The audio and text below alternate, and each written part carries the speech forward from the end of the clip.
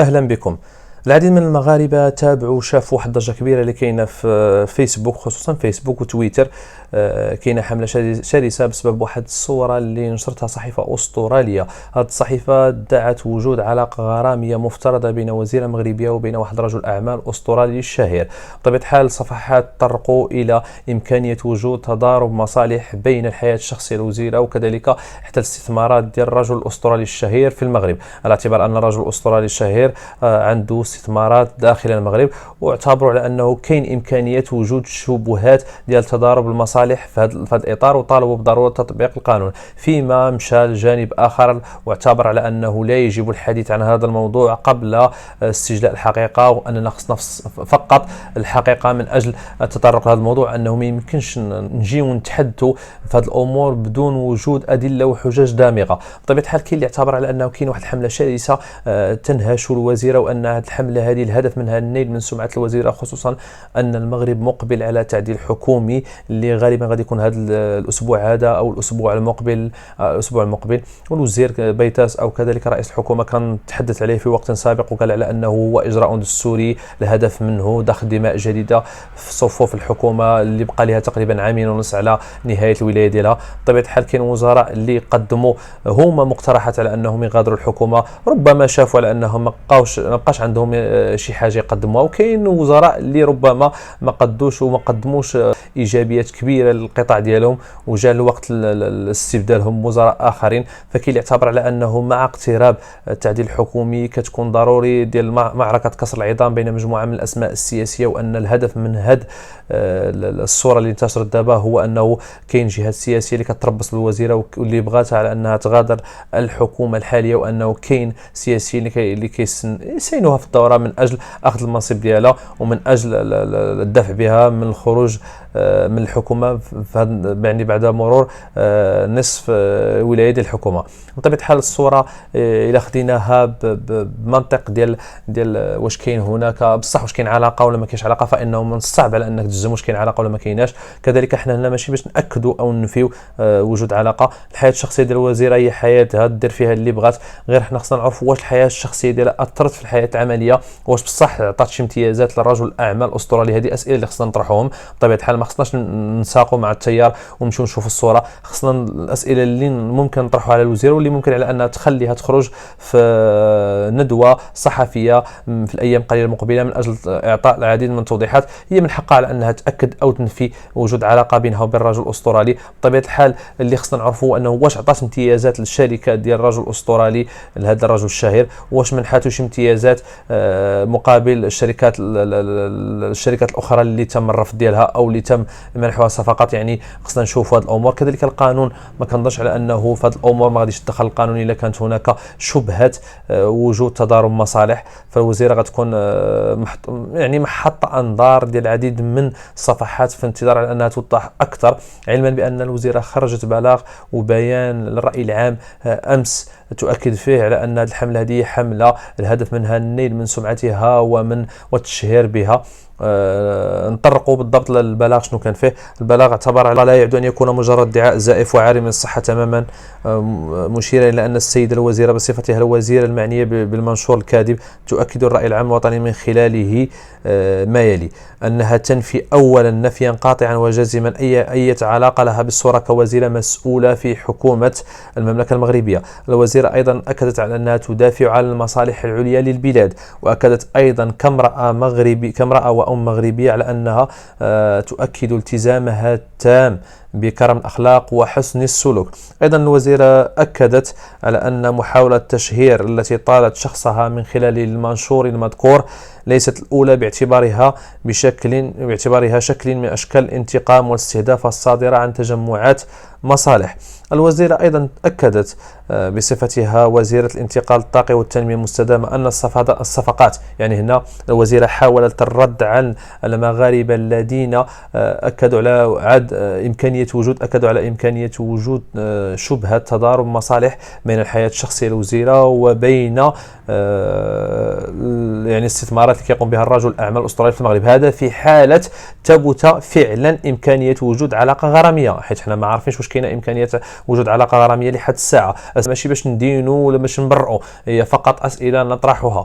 الوزيره من حقها على ان حياتها الشخصيه دير فيها اللي بغات، فقط خص حياتها الشخصيه ما تاثرش على حياتها العمليه. بطبيعه الحال الوزيره اكملت او وصلت بالقول ان الصفقات العموميه وطلبات العروض في مجال الاستثمارات الطاقيه التي تشرف على اسنادها المؤسسات والمنشات العموميه الموضوعه تحت وصايه الوزاره خاضعه لقواعد وضوابط الحكامه الجيده في اطار استقلاليه قرارات المؤسسات والمنشآت العمومية المعنية.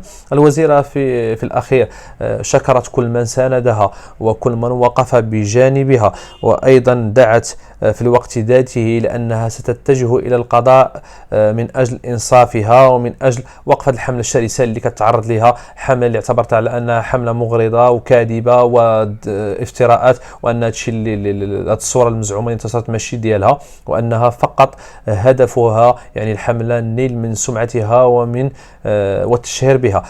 بطبيعة الحال المغاربة مطالبين أيضا قبل نشر أي صورة التأكد من مصداقية هذه الصور. بطبيعة الحال الصحيفة ما كنظنش على أنها الصحيفة الأسطورية غتنشر هذه الصورة هذه بدون وجود ضوابط وبدون تأكد، ولكن الهدف ديالنا أساسي والأسمى أننا نتعلموا ما نسيئوش الأشخاص وما نخرجوش الكلام النابي وما نشتموهمش وما نسيئوش لحياتهم الشخصية قبل التحقق واستجلاء الحقيقة في الموضوع. السيدة الوزيرة كتبقى هي الجهة الوحيدة المخولة على أنها تأكد أو تنفي. بطبيعة الحال من حقها تخرج للرأي العام وتكون عندها الشجاعة والقدرة على أن تتأكد أي كاين علاقة كتربطها أو ما كاينش علاقة وما كتربطها حتى شي صلة بهذا الرجل. بطبيعة الحال هي خصها تأكد على أنه في حالة، أنا كنقول في حالة إذا كانت عندها شي علاقة فغادي تكون تأكد على أن الحياة الشخصية ديالها بعيدة كل بعد عن الحياة العامة.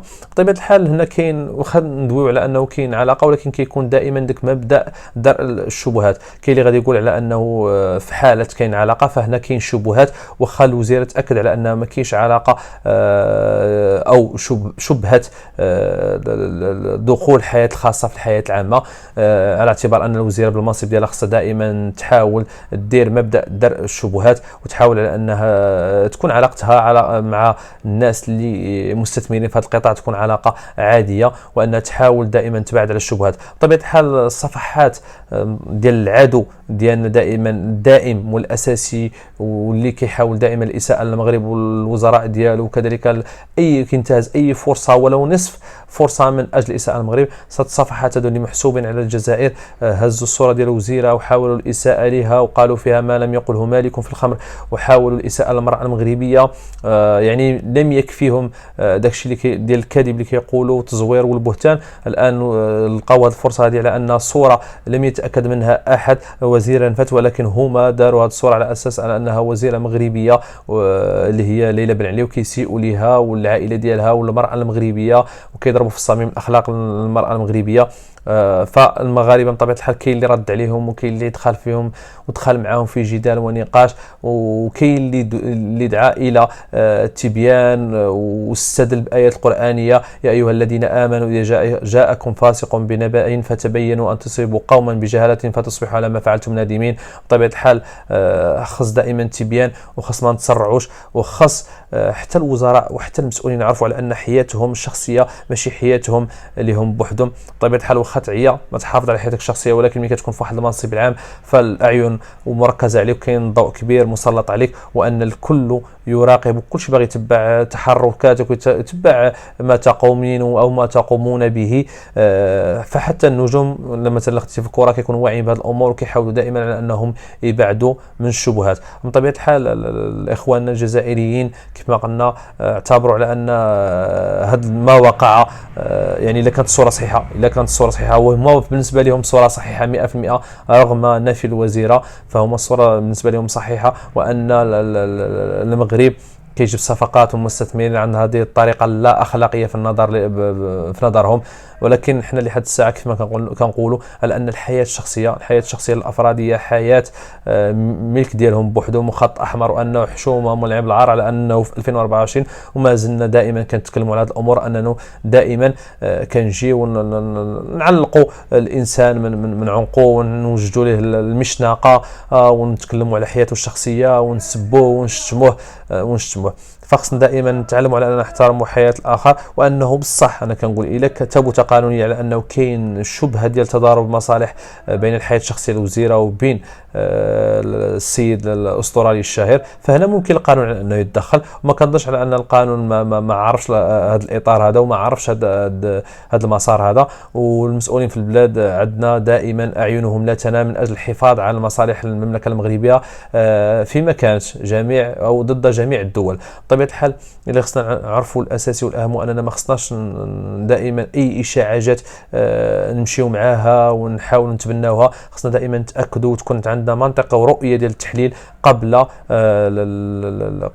اصدار اي راي. فالاساءه للاشخاص كيبقى في حد ذاته بطبيعه الحال حتى هو راه سيئه، لكن كندوي من ناحيه ديال الاسلام على انه ما خصكش تفضح اخيك المسلم وما خصكش تسيء له. فايضا حتى انك تنشر واحد الخبر ربما يقدر يكون زائف، يقدر يكون صحيح، يقدر يكون زائف. حنا الان مازال ما تاكدناش 100%، ولكن لنفرض الا كان زائف فكيفاش غادي يكون الرد ديال واحد الانسان اللي خدا واحد الخبر زائف ونشروه وتسبب في اضرار نفسيه لواحد الطرف اخر.